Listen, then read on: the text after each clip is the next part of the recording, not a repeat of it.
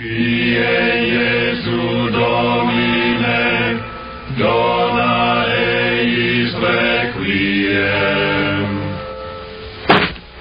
Kyrie Jesu Domine. Good morning, everybody. Happy Thursday. Hope the glare from the light doesn't bother you. Left my hat downstairs, and although I do have a hat in the room, it's not one of those type of talks. Was reading some stuff on Facebook and some of the people I know there, various communities, and a few other social media platforms. And please know of my continued prayers for everybody through this.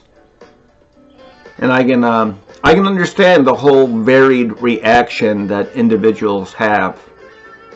I tend to not be in the fearful crowd. So there'd be some out there, some of you perhaps watching this down the road, who would think I am careless or reckless or do not care about human life, which is completely contrary. I do care about human life. I do, however, think that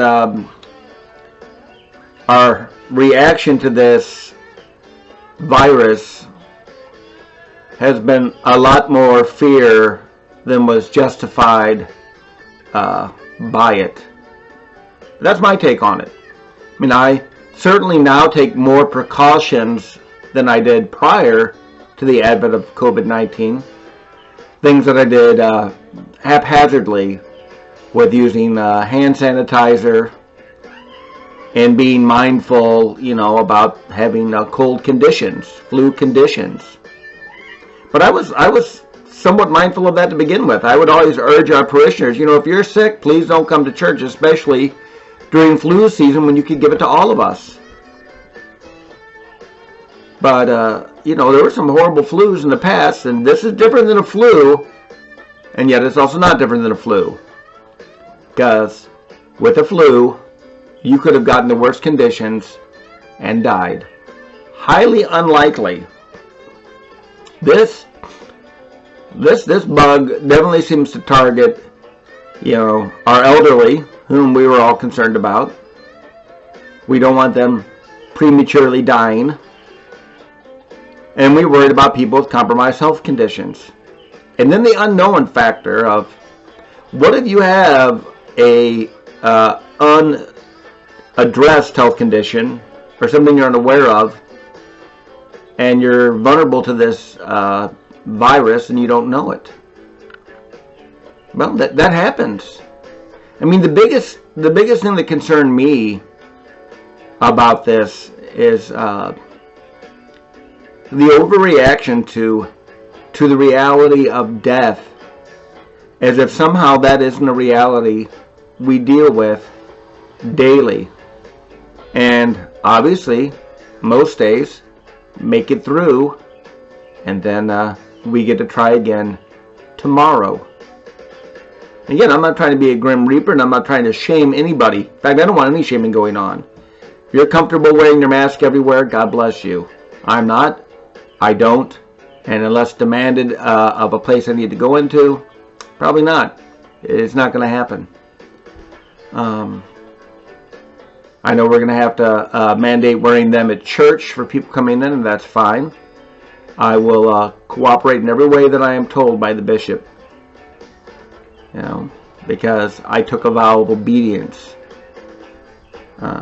Now, if somehow the state tries to coerce the church, like you have to take records, I don't intend to do that at all. I am not some wild animal that you are going to track, nor the people that I care about or love wild animals that have to be tracked. If somebody gives me the virus unknowingly, what is there to be angry about? Is there anything, is it even remotely rational to be angry about it if somebody unknowingly gave you the virus?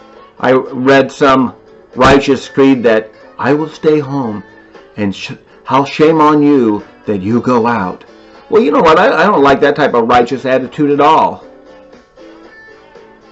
Because there's a freight ton of judgment in there that somehow I'm running around with a viral machine gun spreading it everywhere. I'm not. And I could be if I get it and pass it on to somebody else. Again, unknowingly, you can't be held accountable. Nor should you emotionally blame others for it or yourself. Perhaps the most frightening thing about this is the forfeiting of rationality in the face of fear. Again, I don't want people I love to die, but they will one day. And it could be today. And people who I think should have gotten a longer shake at life, and again, that's just a Tom Miller judgment, not a guarantee by God. You know, it's on me. You know, I trust in Jesus Christ today and tomorrow. I know He is faithful. And even if something horrible happens to me, He is faithful. And I pray I never forget that. That is probably my biggest fear, is that I will forget that.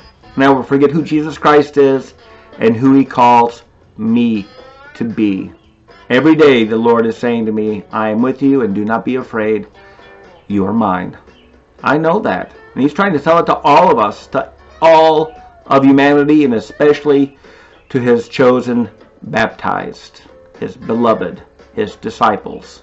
Anyway, this has gone longer than my 5 minutes because I got preachy at the end. Please know I'm praying for you, whatever your reaction is, and appreciate your prayers in return. God bless.